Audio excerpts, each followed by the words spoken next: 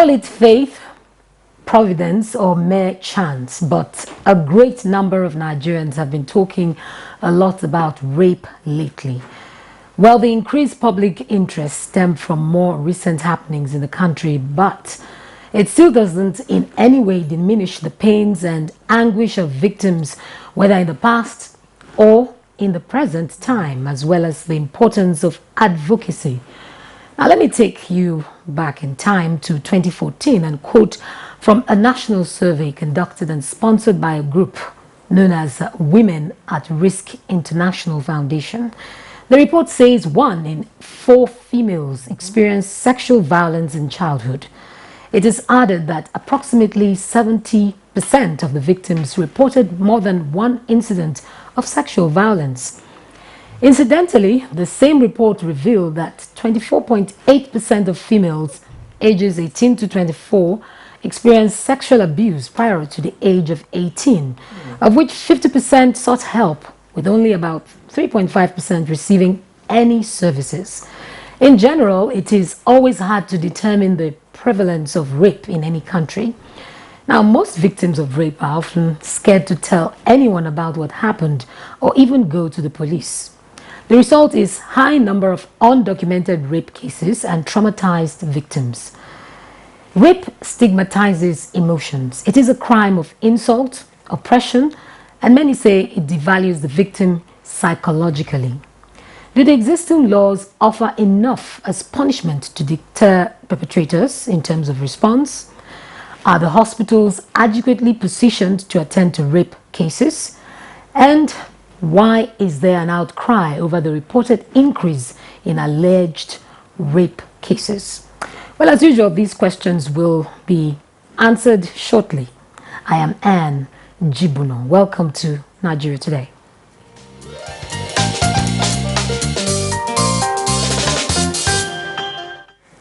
Now, in the studio to discuss the topic, rape and the Nigerian law, is Esther Uzoma. She's a legal practitioner and the National Coordinator, Proactive Gender Initiative. Thanks for joining us. My pleasure, Anne. Now, how do our laws define rape? And are the laws progressive, or are there loopholes in the laws? The penal code is old. The penal code defines rape as an offense that can only be committed by a man. It says a man is said to commit rape when he has sexual intercourse without consent, or deceit, or false consent. Okay? However, the Violence Against Persons Prohibition Act in Section 1 envisages a situation where a man or a woman can, commit the offense of rape. So it goes ahead, and besides that, it says that a man or a woman commits the offense of rape when the biological organs are penetrated, or when the anus is penetrated with a biological organ, or with anything at all. So the most progressive legislation, therefore, that defines rape is the Violence Against Persons Prohibition Act, because it envisages that, a woman can also commit rape, a man can commit rape, and rape is not restricted to the biological organs. It can be any form of penetration with any object. I'll just stop you there. You're watching Nigeria Today on NTA News 24, and the topic is rape and the Nigerian law. We sent out our correspondent earlier today to the streets on the subject matter, rape in Nigeria, and a number of people were quite expressive. Let's now hear some of what the people had to say.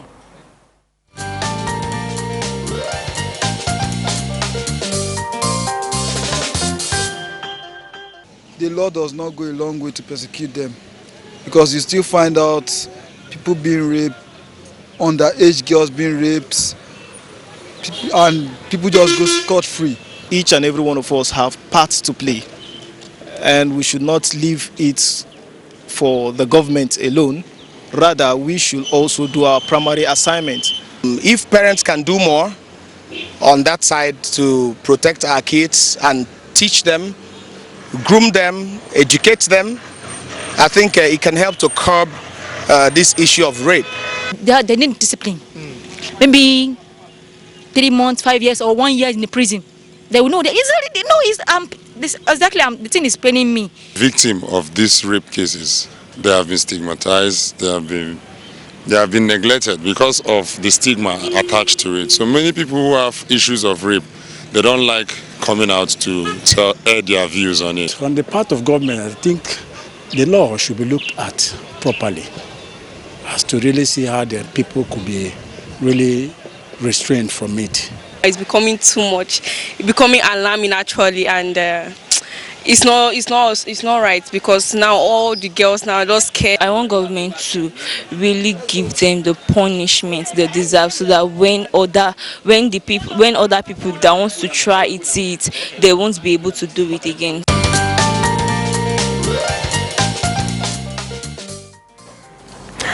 Well, you're still watching Nigeria Today, and we're discussing rape and what the law says. We have joining us now the Chief Superintendent of Police, James Idachaba. He's the head legal and prosecution, Nigeria Police Force, FCT Command. Thanks for joining us. Thank you. It's a pleasure. Good evening, viewers. And we also have Esther Uzoma. She's been here with us. Now, Chief Superintendent of Police, let's talk about prevalence. Are we witnessing an increase? If so, why? Well, the reason I may not know the reason really, but there's a worrisome trend and rise in sexual abuses in FCT particularly. And I can say with all sense of certainty that no week passes without us recording 2 or 3 cases of such assault. And to even add to the problem is the victims. The victims are merely, if not all, 95% of the victims are children, minors, 2 years old, 3 years old. And that is why we have resorted to charging such cases under the Child Rights Act, which the penalty is very strict and is mandatorily. Once one is found guilty of the offense, he goes for life imprisonment. And of course, we don't spare any such matter. And that is why even the divisions are not allowed to handle such cases. There's a specialized unit already created at the investigation unit that deals with gender and this type of offenses, sexual offenses. Now, Esther, let's take a look at how people who respond, first-time responders, how should they respond to these people, the established victims, or any victim at all, to ensure that such people, understand that there is care for them, they don't have to, they are not alone, and they can get out of the situation. What should first responders do? There's progressively the Nigerian police is becoming much more sensitive, to these offenders. Like he talked about these special units, which I'm aware of. Now, the people who man that units receive special training. So that's first of all, the victim is not judged. There's no judgment on, why did you go there? Where were you there? And then another thing is this. Once you are brought in, you are taken to the police hospital for necessary check, other forensics, so that these will also form part of the body of evidence. Now, the readiness of police, their willingness, has increasingly is better now. But then the victims, particularly mothers of these minors, that the OC Legal talked about. I'm telling you, sometimes you see these women who say, leave my child alone. It will spoil their future. And I want to use this opportunity to tell you that anytime your child is sexually assaulted and you refuse to come forward, you have made another child a victim. Because such perpetrators do not stop. They prey on the vulnerable. That is why they go for children. People who, by the way, the law says they are incapable of giving consent. The law says, listen, you can't say a child agreed. Or you cannot even say, even if she's a grown-up, full-bodied, say you cannot even the excuse. You can't give the excuse that I didn't know she was a minor. It is strict. The law assumes that you knew. Okay, so for these people who are victims, or rather for the first responders, they have garnered adequate training, so that necessary evidence, statements, investigation, all these things can be timelessly gathered, with a view to taking it further. Now, Chief Superintendent James Chaba, are we seeing in Nigeria? Are we blaming the victim, or we support the victim from all the feedback you get? Are people supporting victims, or they are blaming the victims? Because in most cases we hear people say, "Oh, she wasn't well dressed," or she lured the man. All kinds of accusations. Like I said earlier on, in FCT here, for example, most of the victims, like I said, are minors. And such minors, sometimes they may not even know exactly what they were doing. I'm talking about in the case where it involves an older person. Yes, if it's an older person, what is required under the law is consent. Where the consent is not there, perhaps, I think the law went further to say that if the consent is obtained by fraud, by means of deceit, such consent is not known, valid, yes, and is not valid in law. And but the only area of concern has always been that while we are trying on our part to ensure that these people are brought to book, you see particularly the offenses that affects those that the victims are minors. I personally handle the prosecution. I decided that is exactly what I have to do, because the children have no capacity to fight for their right, and to seek justice for themselves. It has to be us, the adults. That's right. And it is my responsibility statutorily on behalf of the police and then the state to ensure that justice are at least justice is done in such instances. But you discover that sometimes after filing charges and we are there to come up, you will never see them again to come and give evidence. Okay, no. And that has been the problem we've been encountering. And we look, sometimes the public, in the eye of the public, it is the police that has not been, or the prosecution that has not been diligent in the prosecution. But of course, we cannot give evidence. We need more enlightenment in this area. We've been trying. All right. Now, Esther, let's look at men, the issue of sexual assault of men. Is there any part of the law that calls it rape? Yes, actually, the Violence Against Persons Prohibition Act, in section 1 of the defining rape, envisages, it said, rape, a person commits rape if he or she, all right, meaning that yes, a man can be raped. This is innovative, law. It has further broadened our, jurisprudence. Before now, under the penal code was very strict in section 2A to say, less, a man is said to commit rape. All right? But this 2015 legislation said, listen, a man can be raped. Now, the question, therefore, of proving it, considering the makeup of a man, is an entirely different thing. But the law has agreed that a man can be raped. Now, staying with the law, the Penal Code and the Criminal Act, what do they say about the rape in marriage? Well, it's still this violence against, under the Penal Code, you cannot rape your wife. It's clear. But a careful reading of the Violence Against Persons Prohibition Act, envisages that yes, a woman can actually be raped by exactly. Because that law assumes, once there's cohabitation, the law assumes marriage. So it's not necessarily that you were married and all that. Once there's cohabitation, the law assumes marriage. So it's a domestic relationship. So careful reading of this law actually envisages that yes, marital rape can occur. It's an entirely different level. Now, you know, we've talked about this, but I want us to throw more light on it. Undocumented cases of rape. We've seen many people coming out, say, years later to talk about it, and there's so much, you know, such victims are, you know, traumatized, and, you know, it triggers so many. Well, how can we address this, Esther? Well, you see, one thing, the tragedy of rape is that the victim carries it their whole lives. It doesn't ever go away. It does not go away.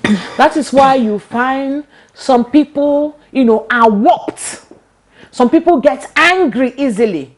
You know, they come in a setting, they are antisocial. They are carrying that burden. Nobody has addressed it. That door has not been closed. So you find out that maybe 10 years later, in any event, it's not, there's no statutory, it cannot be bad. It's not limited by time. Okay, so any 10 years later, a woman is talking about how she was raped when she was 17. 20 years later, because that it doesn't go away, she carries it her whole life.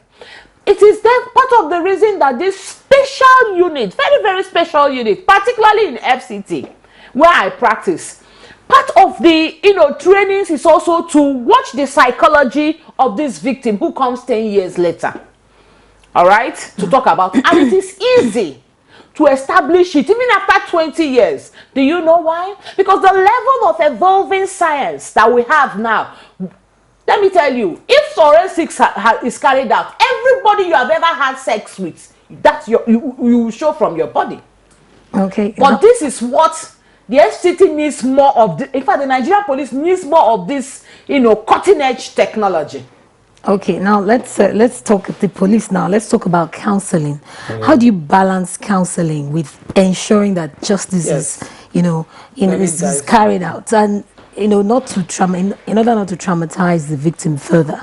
How do you create a balance? Well, you see, I'm aware that even at the first level, first headquarter, that is the first CID, you will discover that those posted to head, the senior officers posted to head such special units mothers themselves, and you know, they know how to handle victims of such crime, and because they are trained and they are women themselves, they know the feelings, and that is why I am very sure that from my observation, it appears, I know they try to calm them down, and hospital, they take them to the hospital, and of course, I don't know, even though we are not the one investigating, mine is to prosecute. Well, but I am very sure that a lot is being done to ensure that victims of such crimes are not exposed to too much of a trauma. Now I'm still staying with you, officer. How do you, you know, ensure that, how do you get this proof thing between the victim and the perpetrator? How do you, because she mentioned forensic technology and all that. What's been done right now? How do you ensure that, how do you address this issue of proof?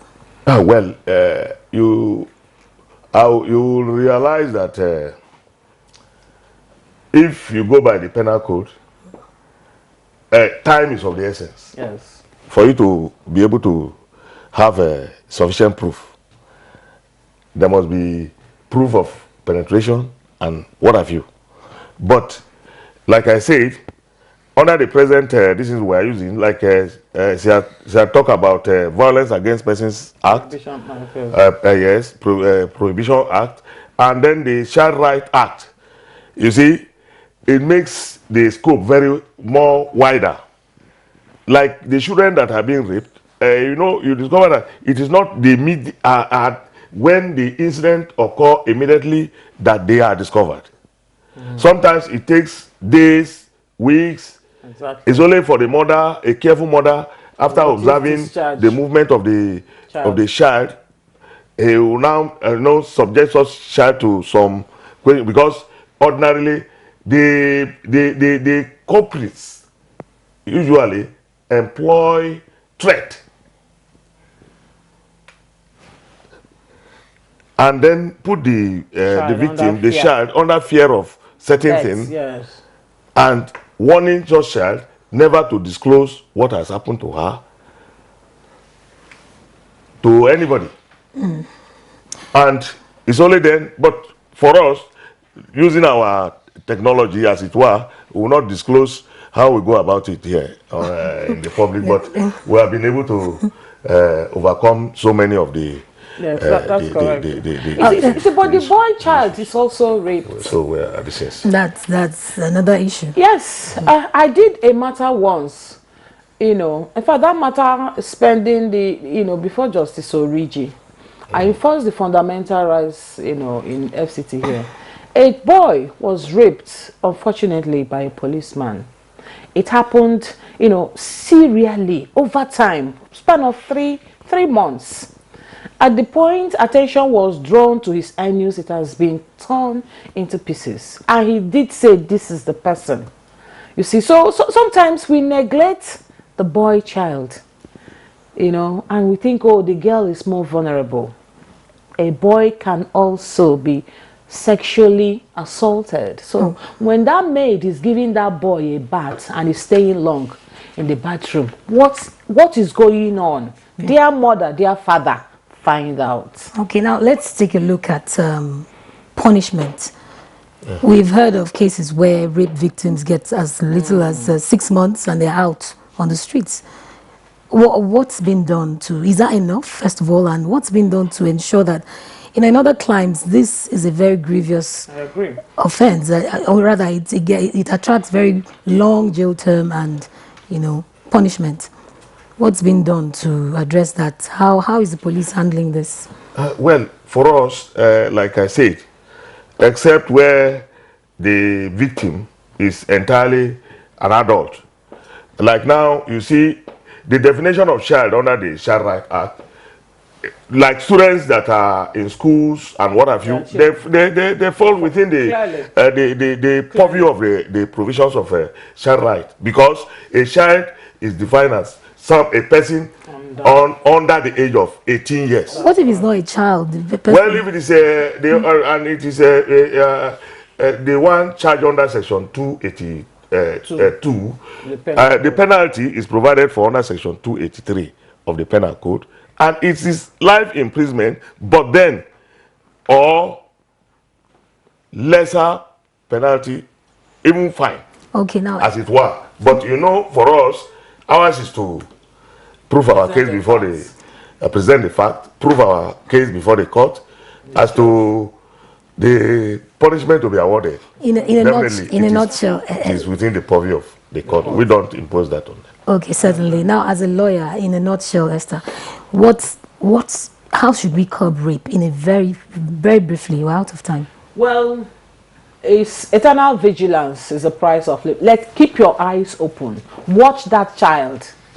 Each time that child is moving, or even you are an adult, do not put yourself in vulnerable positions. Don't. Look at how less secure we are. Know where you are going, who you are going with. Ensure that whatever you drink, at least you are the one who opened it. Just don't put yourself in a vulnerable position. Even though it's not an excuse for rape, there's no excuse for that. Yes. Yeah. Again, you discover that the predators are either close family members or people that are close to the family or the relatives of the victims. Those are perhaps. So in that situation, what do you do? So these are the things. So a very few occasions you see where perhaps all these Okada riders or whatever you drivers will take one of their victims, and then maybe after taking them to an obscure secluded area. So it means more work needs to be done. done. Very well, and that is why we are all over. All right. For the police, we are doing all we can to ensure that. By the way, I'll congratulate the IGP, you know, for the proactive step he took when Nigerians cried out about a certain assault on a woman. He took proactive Thank you steps. We very much. congratulate We are him, completely out of time. Esther Uzoma, legal practitioner and the national coordinator, Proactive Gender Initiative. Thanks for joining us. My pleasure. And Chief Superintendent of Police James Idachaba, Head Legal and Prosecution, Nigeria Police Force FCT Command. Yeah, thank you very much. Well, that's the much we can take on the program today. Thanks for staying with us. Do join us again tomorrow. It's a pleasure.